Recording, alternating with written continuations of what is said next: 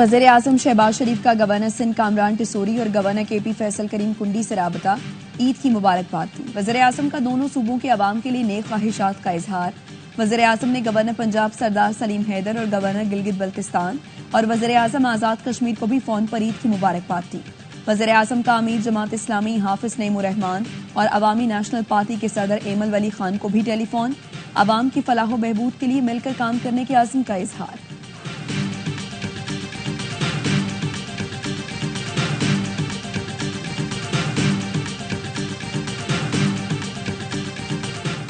सदर मुमलिकत आसिफ अली जरदारी की तबीयत अचानक खराब, नवाब शाह से रात गए कराची के निजी अस्पताल में मुंतकिल किया गया। सदर के चंद जरूरी टेस्ट किए गए। डॉक्टर का कहना है सदर आसिफ जरदारी को बुखार महसूस हो रहा है। डॉक्टर आसिम हुसैन की जेरे निगरानी इलाज जारी है।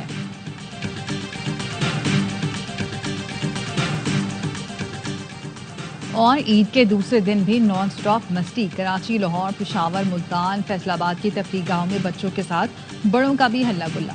बच्चों ने जी भरकर ईदी लुटा दी। भरपूर मस्ती के साथ आइसक्रीम और गोलगप्पों पर भी हाथ साफ कर रहे हैं। ईद का दूसरा दिन यादगार बना रहे। कोटली में बच्चों ने घुड़सवारी के मजे लिए। कराची वाले ईद का लुत्फ उठाने सीवी पहुंच गए। मीठी ईद के दूसरे रोज कल के मेजबान आज के मेहमान। लजीज खानों की तैयारी। मेहमानों की मटन, कढ़ाई और बीफ बिरयानी से तवाज़ुन। चिकन टिक्के की भी तैयारी। ईद पर रिवायती मिठाइयों के साथ केक की मांग भी बढ़ गई। ईद का दूसरा दिन यौम ससुराल कहलाता है। बच्चे ननिहाल में ईदी वसूल कर रहे हैं, जबकि अनवाउ इकसाम के खानों का सिलसिला भी जारी है। बानी पीटीआई से मुलाकात का दिन। बानी से मुलाकात के लिए नामजद कोऑर्डिनेटर सलमान अकरम राजा और शुएब शाहीन को मुलाकात की इजाजत न मिली। बानी पीटीआई से आजम स्वाति, मुबशिर मकसूद, नादिया खटक की मुलाकात खत्म। आजम स्वाति ने मीडिया से गुफ्तगू में कहा, बानी को बताया सलमान अकरम राजा आपका सौदा नहीं करेगा। मानसहरा की करप्शन का मामला उठाया। बानी ने हिदायत की जुनैद अकबर की गई तैनातियों को फौरी वापस किया जाए। पंजाब के मामलात पर भी बानी को ब्रीफ किया। सलमान अकरम राजा कहते हैं कि कैसे हो सकता है, मैंने नाम दिए लेकिन मुझे इजाजत नहीं मिली। आजम खान साथी की बात पर जुनैद अकबर से बात करूंगा। पार्टी में कोई लड़ाई नहीं, छोटे मोटे मामला चलते रहते हैं।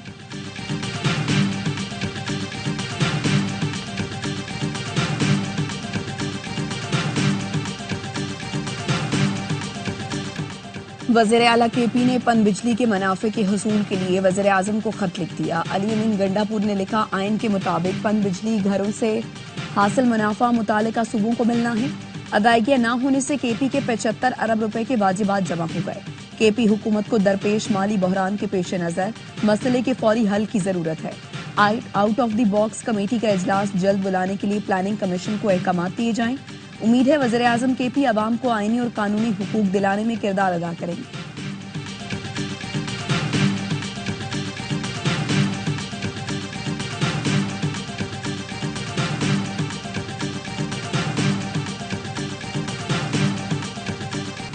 वफाकी वज़ीर दाखिला मोहसिन नकवी की शहीद कैप्टन मोहम्मद अली कुरैशी के अहले खाना से मुलाकात। इरसाले सवाब के लिए दुआ की और शहीद कैप्टन को खिराज अकीदत पेश किया।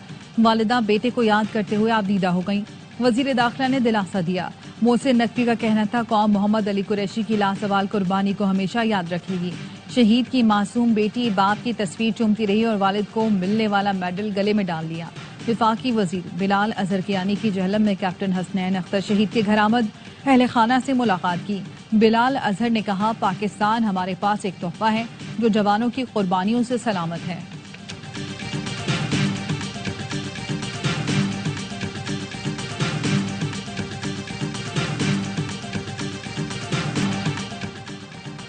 ईद हो या जंग, पाक फौज के बहादुर सपूत हमेशा वतन की खिदमत के लिए तैयार हैं। ईद पर शोहदा के लवाहिकीन का खुसूसी पैगाम। नाइक इरफान शहीद के वालिद कहते हैं, बेटे के बगैर ईद अधूरी है। सिपाही नदीम अब्बास के वालिद ने कहा, बेटे की शहादत पर फख्र है, मुल्क के मुहाफिजों को सलाम पेश करता हूँ। सिपाही आमिर शहीद की बेवा ने कहा, पाकिस्तान की बेटियां अपने प्यारों की कुर्बानी से नहीं हिचकिचाती।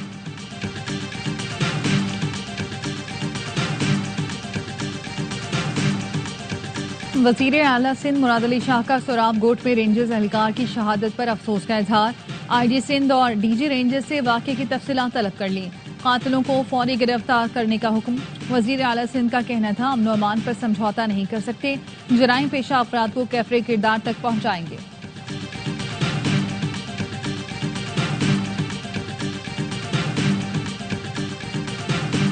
गवर्नर सिंध कामरान टिसोरी की मलीर हॉल्ट पर टैंकर हादसे में जाबहक फैमिली के घर आमद, लवाहिकीन से ताजियत की। कहा दुखी दिल के साथ जैनब के वालिद से ताजियत के लिए आया हूँ।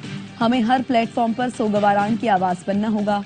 जैनब के लवाहिकीन को प्लॉट देने का ऐलान किया। कोशिश होगी 2 करोड़ रुपए भी दिलवा सके। टंडोला या नसीर केनाल हादसे में जामबहक 4 नौजवानों में से 3 की नमाज जनाजा नॉर्थ कराची में अदा कर दी गई। एक साथ 3 जनाजे उठने पर इलाके की फिजा सोगवार। अब्दुल अहद और उसके 3 दोस्तों की कार तेज रफ्तारी के बाइस नसीर केनाल में गिर गई थी। अब्दुल अहद दोस्तों के हमरा रिश्तेदारों से मिलने मीरपुर खास जा रहा था।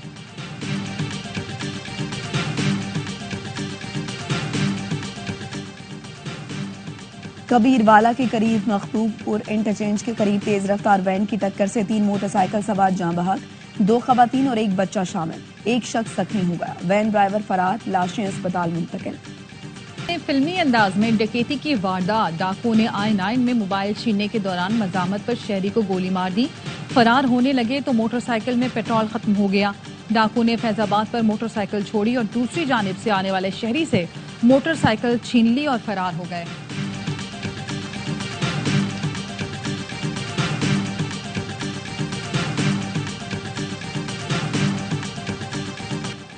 वजीर आजम की हिदायत पर म्यांमार के ज़लज़ला मुतासरीन के लिए इमदादी सामान की बड़ी खेप की रवानगी। 35 टन इमदादी सामान में खैमे, कंबल, अद्वियात, खाना और पानी शामिल हैं। तारिक फजल चौधरी कहते हैं 35 टन की दूसरी खेप भी जल्द रवाना की जाएगी। म्यांमार के सफीर ने इक़दामात पर हुकूमत पाकिस्तान और अवाम का शुक्रिया अदा किया। मकबूजा कश्मीर में भारत की रियासती दहशतगर्दी। कठुआ में भारतीय फोर्सेस ने मजीद एक कश्मीरी नौजवान को शहीद कर दिया। कश्मीर मीडिया सर्विस के मुताबिक काबिज भारतीय फौज ने मुहासरे की आड़ में नौजवान को शहीद किया। भारतीय फौज ने मार्च में 5 कश्मीरियों को शहीद किया।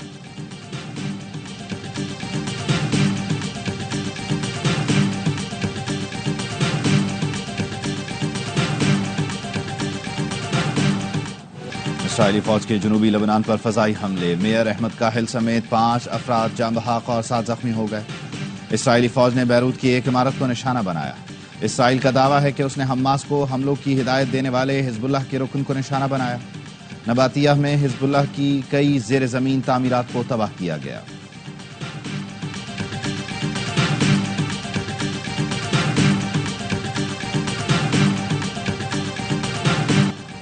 पासदाराने इनकलाब को बैनुल-अक़वामी दहशतगर्द करार दिया जा चुका है। ईरान को अपना न्यूक्लियर प्रोग्राम का फैलाव रोकना होगा।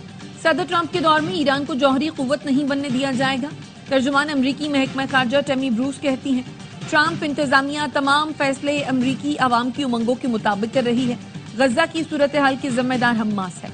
भारत को तशवीशनाक मुल्कों की फहरिस्त में शामिल करने और भारतीय खुफिया एजेंसी पर पाबंदी की सिफारिश के सवाल पर कहा सिफारती सतह पर होने वाले मुज़ाकरात पर कोई बात नहीं करूंगी।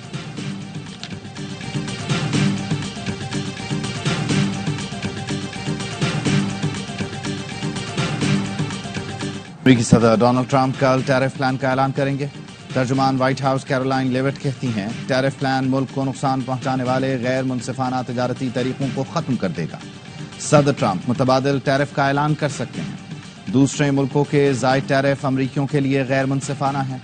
अमेरिका को भी उसी हिसाब से टैरिफ वसूल करना चाहिए।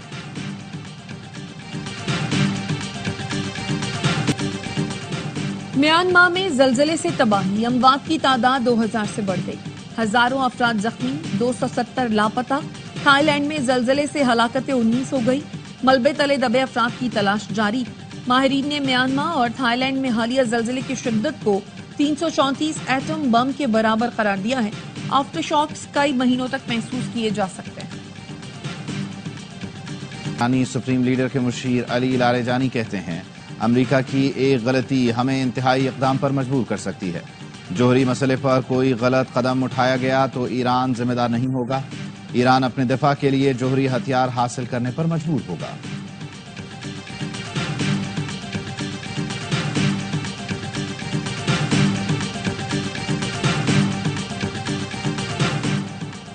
मुत्तहिदा अरब इमारात में यहूदी रबी के अगवा और कत्ल में मुलव्वस 3 मुजरिमों को फांसी और एक को उम्र कैद सुना दी गई।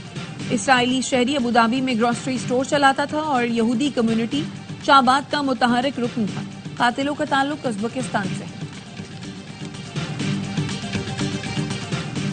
ट्रंप इंतजामिया ने जनूबी अफ्रीका के सफेद फार्म शहरियों को बतौर मुहाजिरीन अमरीका में बसाने के मंसूबे पर काम शुरू कर दिया। मिशन साउथ अफ्रीका के नाम से प्रोग्राम का आगाज। न्यूयॉर्क टाइम्स का कहना है अब तक 8,000 से जायद सफेद फार्म अफ्रीकियों की दरख्वास्तों पर गौर किया जा चुका है।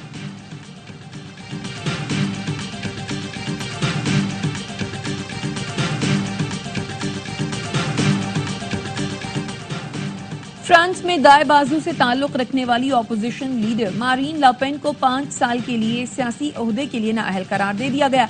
अदालत ने मारीन लापेन को यूरोपीय यूनियन के अखराजात में गबन के इल्जाम में 4 साल कैद भी सुनाई। 1 लाख यूरो जुर्माना भी अदा करना होगा। कौमी टीम के opening batter Imamul Haq New Zealand के खिलाफ सीरीज जीतने के पुरअज़्म। कहते हैं टीम बहुत अच्छी है, पहला मैच हार गए लेकिन अगले 2 मैच जीत सकते हैं। चैंपियंस ट्रॉफी में जो हुआ उसको भूलकर कमबैक की कोशिश कर रहे हैं। प्रैक्टिस भी की है, अगले मैचेस में टीम बेहतर परफॉर्म करेगी।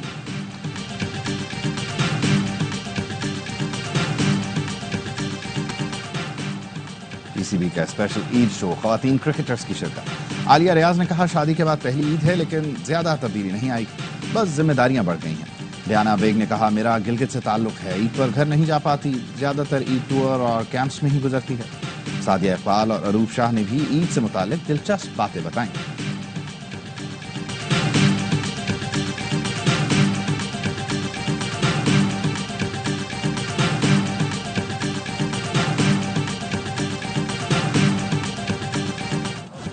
पाकिस्तान और न्यूजीलैंड की टीमें कल दूसरे वनडे में मध्य मुकाबला आएंगी। अहम मैच से पहले पाकिस्तानी खिलाड़ियों की प्रैक्टिस, बैटिंग, बॉलिंग और फील्डिंग की मशक की। सीरीज बचाने के लिए पाकिस्तान के लिए दूसरा मैच जीतना जरूरी है। मैच से पहले कीवी टीम को धचका, मार्क चैपमैन पाकिस्तान के खिलाफ दूसरे वनडे से बाहर हो गए। दोनों टीमों के दरमियान मैच पाकिस्तानी वक्त के मुताबिक रात 3 बजे शुरू होगा। ईद की खुशियों के रंग ARY न्यूज के संग। ईद के तीनों दिन मौज मस्ती से भरपूर प्रोग्राम, सियासी और मौसीकी का तड़का लिए नाजरीन का पसंदीदा प्रोग्राम होशियारियां। ईद के तीनों दिन साबिक कप्तान सरफराज बने बाखबर सवेरा ईद स्पेशल के मेहमान। आदि की मस्तियां ईद पर भी होंगी नॉन स्टॉप। दूसरे दिन प्रोग्राम ईद हंगामा में होशियारियां मेहमान बने ड्रामा निगार खलीलुर रहमान कमर, मजाहिया, मुशायरा शफात अली और मुस्तफा चौधरी के साथ। प्रोग्राम खबर में शुएब मलिक और डॉक्टर नौमान नियाज की पाकिस्तान क्रिकेट की सूरत हाल पर गुफ्तगू। तो ईद के तीनों दिन जुड़े रहिए ARY न्यूज के साथ।